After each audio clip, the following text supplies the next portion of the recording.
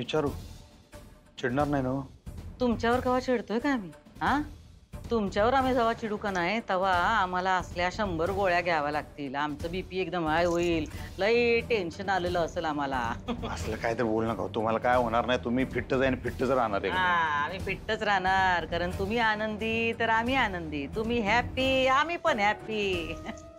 विचारा विचारा, काय विचारायचंय तुम्हाला? विचारा. तुम्हाला खरंच असं वाटतंय?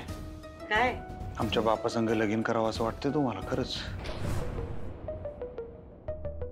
वाटतंय? लई वाटतंय. अहो, तुम्हाला असं वाटत नाही याच्या मागे त्यांचा काहीतरी डाव आहे हो आई साहेब? नाही, असा काही विचार आम्ही केला नाही. मला तर असं वाटतंय काय तर चालू आहे त्यांच्या डोक्यात. एक सांगू काय तुम्हाला अधिपती, तुमच्या वडिलांचा स्वभाव लई तापट आहे, रागीट आहे. पण अशी माणसं का नाही लई खरी असतात. आत वेगळं बाहेर वेगळं असलं काही त्यांना करता येत नाही. आणि माणूस म्हणून हाच त्यांचा लई मोठा गुण आहे आणि लई मोठा शाप बी.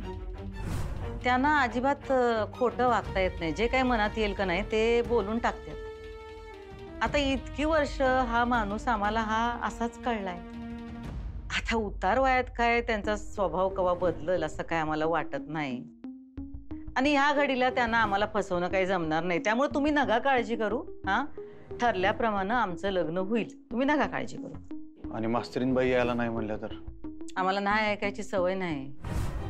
ठाव आहे ना मग तुम्हासनी. आम्ही करतो सगळं नीट. तुम्ही नका काळजी करू. बरं जाऊ दे. तुम्ही आत्ता तब्येतीची काळजी घ्या. बाकी कशाचा विचार करू नका. मी आजीला तुम्हाला आवडतो तसं ते वरण भात करायला सांगितलं होतं, ते घेऊन येतो. पण तरी अक्षरा, तू तिला कधी स्वतःपासून दूर करू नकोस ग. नाही करणार. बघ ना, वेडी कुठली. तिला नेहमी तुझी आणि तिची तुलना करत राहिली अगं. तिला अजूनही असं वाटतं की मी आणि बाबा तुझे जास्त लाड करतो, तिचे नाही. पण असं नाही अक्षरा. अगं हो, नाही, मला कळतंय आई. बघ ना, आजही मला म्हणत होती की तुम्ही सतत ताईशी माझी तुलना करता. आई नको ग वाईट वाटून घेऊस. जाऊ दे. हे बघ, इरा जशी आपण तिला तसं स्वीकारलं, हो की नाही? आणि तूच म्हणतेस ना, स्वभावाला औषध नसतं. आता कशी हसलीस? तुलाही देऊ का तुझ्या आवडीचं काहीतरी करून? अगं आता म्हणशील मला इरा सारखी, अक्षू बाळा, तुझं की नाही माझ्यापेक्षा बाबांवरच जास्त प्रेम आहे. चल ग अक्षू.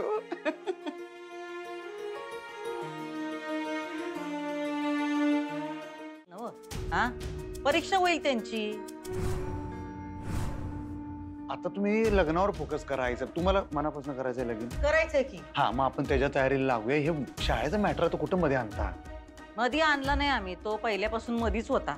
आता आम्ही तो बाजूला करतोय कायमचा. पण खरं शाळेत आता पण बिन काय नाही अधिपती, तुम्ही याच्यामध्ये पडू नका. जे काही ठरलंय तसं आम्हाला करू दे. मास्तरीनबाईसने काही आवडणार नाही बघा आई साहेब. तुम्ही एवढा त्यांचा विचार करताय, त्या तुमचा विचार करतात का हो? काय तर करत असतील. आता आमचं प्रेम. हा, तुमचं प्रेम आहे एकतर्फी प्रेम आहे. आता तरी तुम्ही हे समजून घ्या अधिपती, प्रेम ही तुमची शक्ती असायला पाहिजे. त्यांना वाटतंय की तुम्ही दुबळे आहेसा म्हणून त्या तुमचा गैरफायदा घेत होत्या. आणि आता बाद झालं. आम्ही त्यांना आता गैरफायदा घेऊ देणार नाही. आता आम्हाला सगळं आमच्या पद्धतीनं करू द्या. येऊ दे त्यांना घरला परत. आपण सांगू त्यांना सगळं खरं आणि मग लागू लग्नाच्या तयारीला.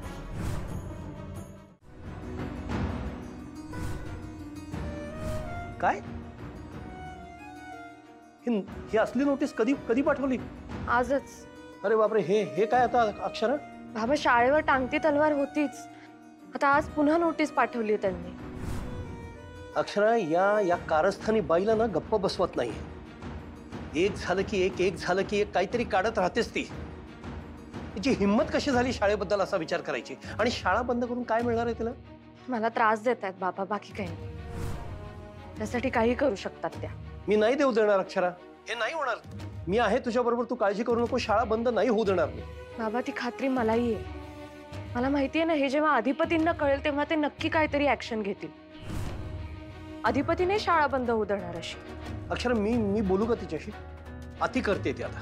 नाही नाही नाही बाबा, तुम्ही नका बोलू त्यांच्याशी.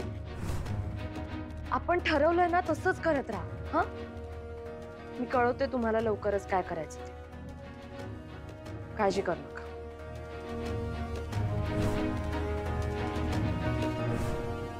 एक महत्वाचं काम आहे म्हणून तुम्हाला बोलवलं. हा बोला ना, काय विषय आहे? शाळा शाळेचं काय? शाळा बंद करायची नोटीस पाठवली आहे भुवनेश्वरीने. कधी? नोटीस तिनं आजच पाठवली आहे, पण आपल्याला हे होऊ द्यायचं नाहीये. मी तुम्हाला त्यासाठी बोलवलं इथे. कळलं ना? म्हणजे काहीतरी करा, तुम्ही मार्ग काढा. कारण कुठल्याही परिस्थितीमध्ये आपली शाळा बंद व्हायला नको आहे. तुम्ही काहीतरी स्टे वगैरे आणा त्याच्यावर. आपण प्रयत्न करूयात, पण मला जरा हे अवघडच वाटते. मलाही. का अवघड का वाटतंय? सर, शाळा भुवनेश्वरी मॅडमच्या नावावर आहे. आपण शाळेबद्दल काहीच करू शकत नाही. इनफॅक्ट आपल्या हातात काही आहेच नाही. हातात नाही म्हणजे असं का म्हणताय तुम्ही? हातात नाही आपल्या काही? उद्या भुवनेश्वरीनं जर शाळा विकायला काढली तर आपण ती विकू द्यायची का? आपल्या हातात कसं नाही? सर, आम्हाला जेवढं शाळेबद्दल माहिती आहे त्यावरून शाळेचे पेपर हे आपल्या मॅडमच्या नावावर आहेत आणि त्यामुळे कायद्यानुसार त्यांना हक्क आहे शाळेबद्दल कोणताही निर्णय घेण्याचा. अहो, तिला हक्क आहे वगैरे ती म्हणेल ना, आपण ते नाकारायला पाहिजे. असं कसं आपण तिला शाळा विकू देणार? मी तुम्हाला त्यासाठी बोलवले साहेब. तुम्ही काहीतरी करा. तुम्ही कायद्याने नोटीस पाठवली ना, मग तुम्ही पण कायद्याचा काहीतरी वापर करा ना. स्टे वगैरे आणा, तिला नोटीस पाठवा, काहीतरी घडवा. काही झालं तरी ही शाळा बंद व्हायला नको आहे आणि माझी तुमच्यावरती भिस्त आहे. काहीतरी मार्ग काढा तुम्ही प्लीज.